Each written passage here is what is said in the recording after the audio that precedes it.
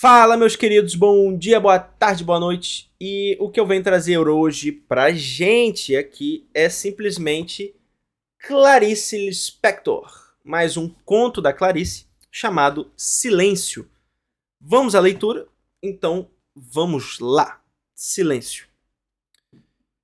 É tão vasto o silêncio da noite da montanha. É tão despovoado. Tenta-se em vão trabalhar para não ouvi-lo, pensar depressa para disfarçá-lo. Ao inventar um programa frágil, ponto que mal nos liga ao subitamente improvável dia de amanhã. Como ultrapassar essa paz que nos espreita? Silêncio tão grande que o desespero tem pudor. Montanhas tão altas que o desespero tem pudor. Os ouvidos se afiam, a cabeça se inclina, o corpo todo escuta. Nenhum rumor, nenhum galo. Como estar ao alcance dessa profunda meditação do silêncio, desse silêncio sem lembrança de palavras? Se és morte, como te alcançar? É um silêncio que não dorme, é insone, imóvel, mas insone, e sem fantasmas. É terrível, sem nenhum fantasma. Inútil querer povoá-lo com a possibilidade de uma porta que se abra rangendo, de uma cortina que se abra e diga alguma coisa. Ele é vazio e sem promessa. Se ao menos houvesse o vento, vento é ira, ira é vida.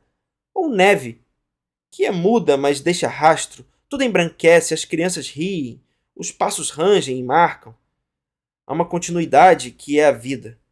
Mas este silêncio não deixa provas. Não se pode falar do silêncio como se fala da neve. Não se pode dizer a ninguém como se diria da neve. Sentiu o silêncio desta noite? Quem ouviu, não diz. A noite desce com suas pequenas alegrias de quem acende lâmpadas com o cansaço que tanto justifica o dia. As crianças de Berna adormecem. Fecham-se as últimas portas. As ruas brilham nas pedras do chão e brilham já vazias. E afinal, apagam-se as luzes as mais distantes. Mas este primeiro silêncio ainda não é o silêncio. Que se espere, pois as folhas das árvores ainda se ajeitarão melhor. Algum passo tardio talvez se ouça com a esperança pelas escadas. Mas há um momento em que do corpo descansado se ergue o espírito atento e da terra a lua alta. Então ele, o silêncio, aparece. O coração bate ao reconhecê-lo. Pode-se depressa pensar no dia que passou, ou nos amigos que passaram e para sempre se perderam, mas é inútil esquivar-se. Há o silêncio. Mesmo o sofrimento pior, o da amizade perdida, é apenas fuga. Pois se no começo o silêncio parece aguardar uma resposta, como ardemos por ser chamados a responder, cedo se descobre que de ti ele nada exige, talvez apenas o teu silêncio. Quantas horas se perdem na escuridão, supondo que o silêncio te julga? Como esperamos em vão por ser julgados pelo Deus? Surgem as justificações, trágicas justificações forjadas, humildes, desculpas até a indignidade. Tão suave é para o ser humano, enfim, mostrar sua indignidade e ser perdoado com a justificativa de que se é um ser humano humilhado de nascença. Até que se descobre, nem a sua indignidade ele quer. Ele é o silêncio. Pode-se tentar enganá-lo também. Deixa-se, como por acaso, o livro de cabeceira cair no chão, mas, horror! O livro cai dentro do silêncio e se perde na muda parada, voragem deste. E se um pássaro enlouquecido cantasse? Esperança inútil. O canto apenas atravessaria, como uma leve flauta, o silêncio. Então, se há coragem, não se luta mais.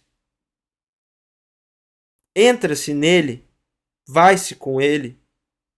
Nós, os únicos fantasmas de uma noite em Berna. Que se entre. Que não se espere o resto da escuridão diante dele, só ele próprio. Será como se estivéssemos num navio tão descomunalmente enorme que ignorássemos estar no navio. E este se engrace tão largamente que ignorássemos estar indo. Mais do que isso, um homem não pode. Viver na orla da morte e das estrelas é vibração mais tensa do que as veias podem suportar.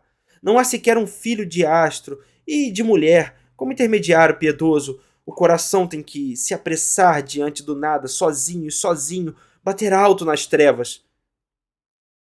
Só se sente dos ouvidos o próprio coração. Quando este se apresenta todo nu, nem é comunicação, é submissão, pois nós não somos feitos senão para pequeno silêncio. Se não há coragem, que não se entre. Que se espere o resto da escuridão diante do silêncio, só os pés molhados pela espuma de algo que se espraia de dentro de nós. Que se espere, um insolúvel pelo outro. Um ao lado do outro. Duas coisas que não se veem na escuridão. Que se espere, não o fim do silêncio, mas o auxílio bendito de um terceiro elemento, a luz da aurora.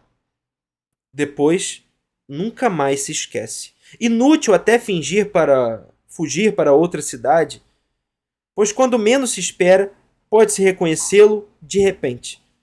Ao atravessar a rua, no meio das buzinas dos carros, entre uma gargalhada fantasmagórica e outra, depois de uma palavra dita, às vezes no próprio coração da palavra, os ouvidos se assombram, o olhar se esgazeia. Ei-lo, e dessa vez ele é fantasma. Esse é o conto Silêncio, de Clarice Lispector, um conto que eu gosto muito. Acho extremamente profundo sobre a perspectiva existencialista e que tem como se extrair muita reflexão. Ainda mais hoje, num tempo em que somos rodeados de ruídos e que, ao mesmo tempo, não sabemos lidar com o silêncio. Silêncio que, por vezes, domina, silêncio que, por vezes, nos torna submissos e que, às vezes, para nós, se tornam fantasmas. É isso aí. Forte abraço e valeu!